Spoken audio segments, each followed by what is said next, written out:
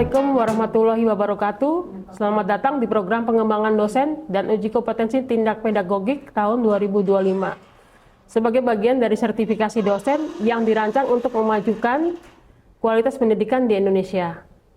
Bersama saya dengan Ella Efrita, dosen program studi Sarjana Terapan Produksi Film dan Televisi di Akademi Komunikasi SH Indonesia. Sebagai seorang dosen, saya memiliki tanggung jawab untuk menjalankan tridharma perguruan tinggi. Di antaranya adalah bidang pengajaran melalui ilmu yang saya tekuni, yaitu ilmu bidang hukum bidang kreatif media. Pada kesempatan ini saya akan memaparkan salah satu mata kuliah, yaitu mata kuliah Applied Professional Ethics. Mata kuliah ini bertujuan untuk membekali mahasiswa dengan pemahaman yang komprehensif mengenai faktor-faktor bidang kreatif media, khususnya terkait dengan perlindungan hak cipta. Hari ini saya akan berbagi dengan kalian sesi yang penuh makna ini. Pada kesempatan kali ini kita akan menampilkan PPT pengajaran yang berkaitan dengan salah satu tema yang sangat penting dalam dunia komunikasi dan media, yaitu hak cipta dalam mata kuliah Applied Professional Ethics. Hak cipta bukan hanya sekedar legalitas, tetapi juga merupakan bagian integrasi dari etika profesional yang harus dipahami dan diterapkan oleh setiap profesional di bidang komunikasi. Dalam video ini kita akan menggali lebih dalam mengenai konsep dan praktik hak cipta, kemudian tantangan yang dihadapi dalam industri kreatif, serta bagaimana kita bisa menghormati dan melindungi karya intelektual orang lain dalam karya kita sendiri. Dengan memahami hak cipta, kita dapat menumbuhkan kesadaran akan pentingnya penghormatan terhadap kreativitas dan inovasi. Sebagai mahasiswa dan calon profesional, saya berharap kalian bisa menerapkan prinsip-prinsip ini dalam setiap aspek pekerjaan kita di masa depan. Saya mengajak kalian untuk menyaksikan video ini dengan seksama, meresapi setiap informasi yang disampaikan, dan jangan ragu untuk mencatat pertanyaan atau penemuan penting yang ingin didiskusikan setelah tayangan yang kita akan saksikan bersama-sama. Mari kita bersama-sama berkomitmen menjadi profesional yang tidak hanya kompeten, tetapi juga etis dalam menjalankan tugas kita dalam bidang komunikasi. Tanpa berlama-lama, mari kita tonton video pengajaran ini, semoga bermanfaat dan membuka wawasan kita semua. Terima kasih. Selamat malam, rekan-rekan. Selamat malam. Gimana hari ini? Alhamdulillah. Alhamdulillah. Capek ya. Ini karena kita kelas malam, kita coba mempersingkat waktu dengan mulai saya paparkan sedikit part dari mata kuliah Applied Professional Ethics. Di sini kita akan membahas tentang perlindungan hak cipta terhadap karya-karya film dan terhadap sinematografi yang ada di Indonesia. Based on-nya adalah Undang-Undang Nomor 28 Tahun 2014. Teman-teman, kalau membuat karya atau membuat suatu film, apakah kalian merasa bahwa itu harus dilindungi atau suka tidak dibuat tiruannya atau bagaimana? Harus dilindungi. Kamu pasrah banget jawabnya. Biar dapat royalti juga, Bu. Iya, betul. Secara ekonomi biar kita mendapat juga pengakuan atau setidaknya penghargaan, appreciate terhadap apa yang sudah kita perbuat. Sebetulnya di Indonesia sendiri kita sudah mempunyai undang-undang terhadap perlindungan hak cipta terhadap film. Tetapi mungkin implementasi di lapangannya belum semaksimal karena memang kita terkendala dengan beberapa kebijakan-kebijakan yang belum harmonis di dunia kreatif ini. Sebetulnya kita tahu bahwa ada beberapa perbedaan antara bentuk kepemilikan kekayaan intelektual antara kepemilikan komunal dan kepemilikan personal. Komunal itu artinya secara makro, dan kepemilikan personal itu secara individual. Kepemilikan komunal itu adalah terbagi menjadi 3: ekspresi budaya tradisional, pengetahuan tradisional, indikasi geografis atau indikasi asal. Sedangkan kepemilikan personal itu mencakup hak cipta dan hak terkait. Hak milik industri. Hak milik industri sendiri terdiri dari beberapa part, yaitu ada paten, rahasia dagang, merek, desain industri, desain tata letak sirkuit terpadu, varietas tanaman. Varietas tanaman itu kita karena Indonesia itu adalah sangat beragam terkait dengan tanaman dan hewannya, kita harus mempunyai hukum yang harus mengatur tentang varietas tanaman. Kemudian sebetulnya hak cipta itu sudah ada sejak tahun 2002, tetapi ada beberapa pergantian sehingga kita merujuk kepada undang-undang terbaru tahun 2014, yaitu Undang-Undang Nomor 28. Ini ada gap antara 2002 dengan 2014. Kita tahu bahwa kreatif di Indonesia ini dengan demografinya yang cukup beragam dan juga terkait dengan sumber daya alam, manusia dan sebagainya itu juga cukup beragam, dan kita tahu bahwa Indonesia ini kaya raya. Tetapi mengapa undang-undang yang mengatur tentang perlindungan itu gapnya terlalu jauh antara 2014 dengan 2002. Seharusnya setiap beragam itu kita harus update terkait dengan perkembangan. Tetapi ya sudahlah, kita menerima apapun yang sudah diberikan oleh pemerintah. Pergantian Undang-Undang Nomor 19 tahun 2000 tentang hak cipta dengan Undang-Undang Nomor 28 tahun 2014 ini dilakukan dengan mengutamakan kepentingan nasional dan memperhatikan keseimbangan antara kepentingan pencipta, kemudian pemegang hak cipta itu sendiri, dan pemilik hak terkait dengan masyarakat, serta memperhatikan ketentuan dalam perjanjian internasional di bidang hak cipta dan hak terkait. Sebetulnya beberapa hal dalam Undang-Undang Hak Cipta baru ini yang tadi 2014 adalah terkait dengan beberapa poin. Pertama adalah sistematikanya, kemudian uraian pasal sistematika itu sendiri, kemudian jangka waktu perlindungan itu sendiri sampai 70 tahun. Kemudian kita juga harus memikirkan tentang penerapan prinsip ekstra teritorial jurisdiction, kemudian membatasi pengalihan hak ekonomi dalam bentuk jual putus, kemudian efektivitas lembaga manajemen kolektif, kemudian sanksi pidana hanya dikenakan terhadap pemanfaatan hak ekonomi, kemudian pemberatan sanksi pidana terhadap pembajakan. Apa pendapat kalian terhadap adanya pembajakan karya-karya musik ataupun karya-karya di bidang kreatif? Merugikan pencipta.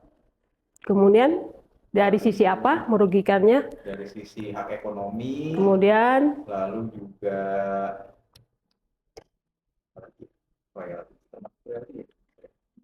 dari hak ekonomi, kemudian lagi ya yang merugikan.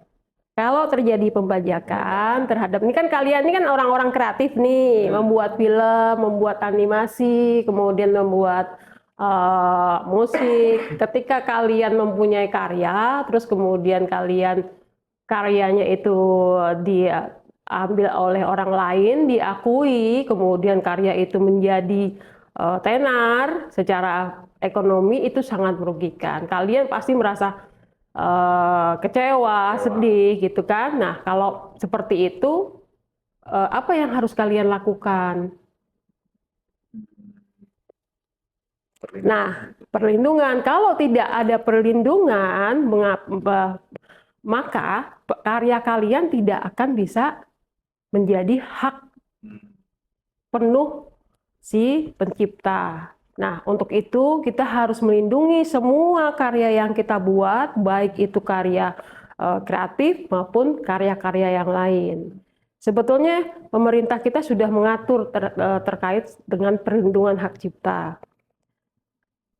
Kemudian, nah ini ciptanya berarti bisa hidup. betul, tidak bisa. Kita sudah dengan hak cipta, karya kita akan terlindungi. Dan kita sebagai pemilik akan mempunyai otoritas terhadap karya itu sendiri. Karena kita ada di bidang seni, sastra dan ilmu pengetahuan, hak cipta itu terkait dengan beberapa hal. Misalkan ada pertunjukan, pelaku pertunjukan itu sendiri juga dikenai dengan perlindungan.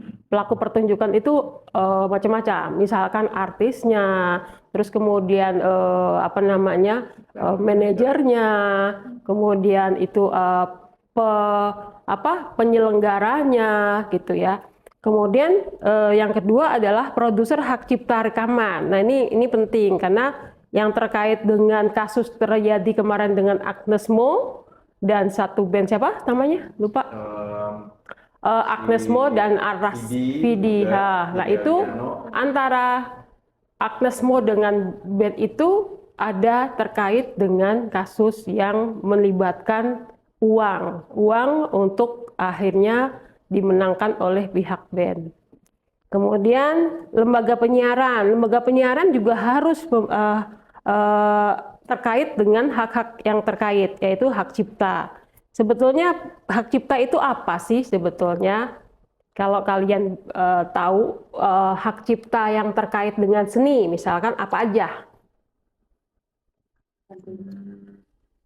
Misalnya kita daftar ke Ya, UNESCO gitu-gitu. betul, bisa. Sama ya? Betul, sama. Jadi hak cipta itu adalah perlindungan yang bersifat otomatis. Ketika karya kita jiplak, berarti karya kita kalau sudah terlindungi dengan hak cipta, otomatis karya kita akan mempunyai hak yang dimiliki oleh si pencipta dan kita bisa merujuk kepada pengadilan untuk menuntut berarti ya? Betul.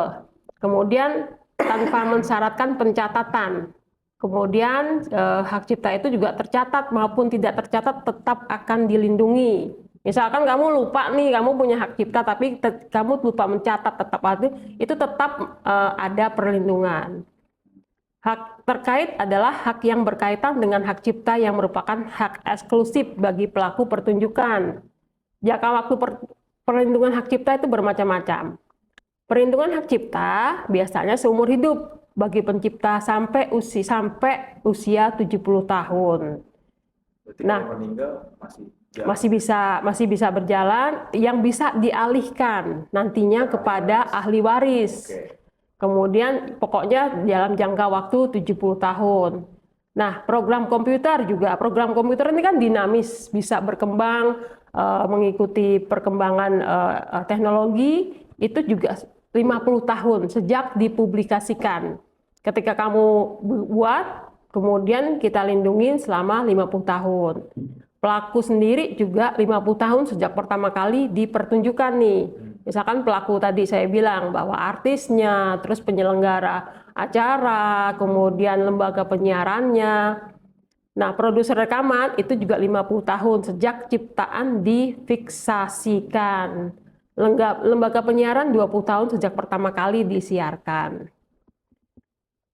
Next-nya adalah karya sinematografi. Jangka perlindungannya adalah 50 tahun sejak pertama kali dipublikasikan. Karya sinematografi itu apa sih sebetulnya? Karya sinematografi itu adalah ciptaan yang berupa gambar yang bergerak.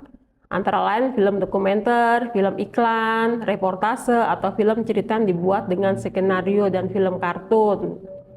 Nah, film sinematografi dapat dibuat dalam pita seluloid, pita video, piringan video, cakram, optik, dan atau media lain yang memungkinkan untuk dipertunjukkan di bioskop atau layar lebar. Nah, ini sudah ada di dalam Undang-Undang Nomor 28 Tahun 2014, khususnya pasal 40 ayat 1 ya.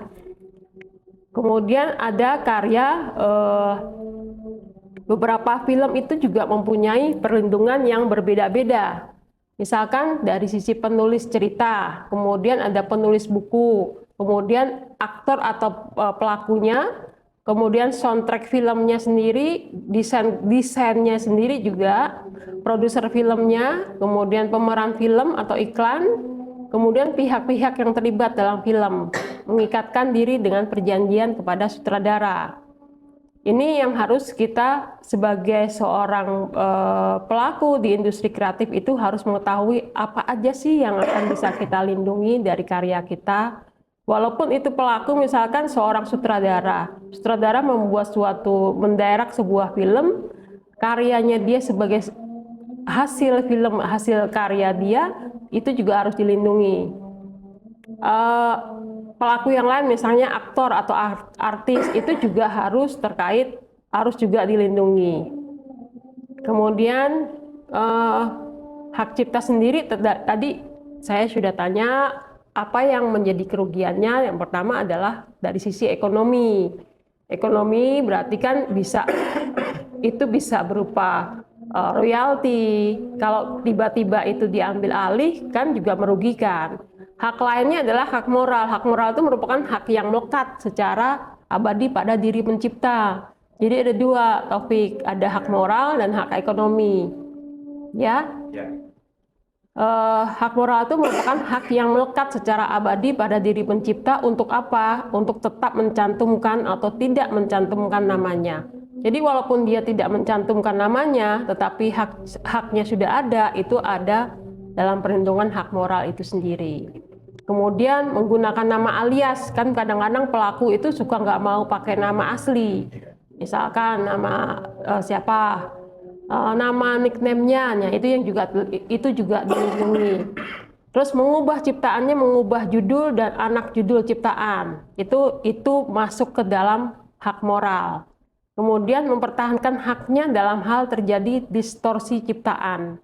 Kemudian mutilasi ciptaan, artinya memotong-motong ciptaannya, itu juga akan menjadi bagian dari hak moral. Itu kalau kita buat suatu karya, terus karya kita dipotong-potong, itu kan menyakiti pelaku pencipta, gitu, namanya masuk ke dalam hak moral.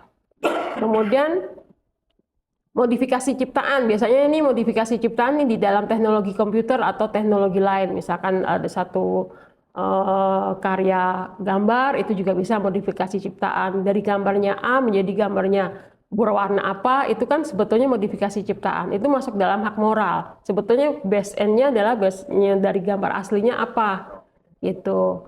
Terus Lagu di remix gitu. betul, ada aturan-aturan tersendiri. Terus atau hal yang bersifat merugikan kehormatan diri atau reputasinya.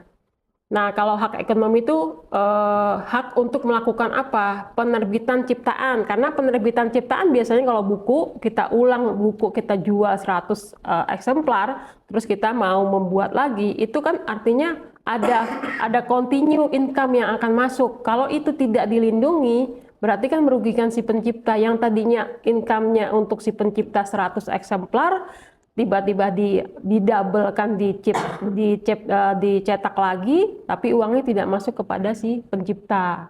Terus penggadaan ciptaan dalam segala bentuknya, biasanya gitu kan. Buku, kalau dulu zamannya saya kuliah, saya beli buku, berarti bukunya paling murah adalah yang fotokopian, ya kan, fotokopian. Atau kita beli di buku apa namanya dulu si e-commerce, itu biasanya di dalamnya ada tidak sebagus aslinya, ada beberapa yang kertasnya agak sedikit berbeda. Kemudian penerjemahan ciptaan pengadaptasian. Nah, ini apa nih penerjemahan ciptaan pengadaptasian? Ketika kita mengadaptasi suatu ciptaan, terus kita menerjemahkan, itu termasuk adalah dalam hak ekonomi. Kemudian mengaransemen atau mentransformasikan ciptaan. Pendistribusian ciptaan atau salinannya, kemudian pertunjukan ciptaan, pengumuman ciptaan, komunikasi ciptaan, dan penyewaan ciptaan.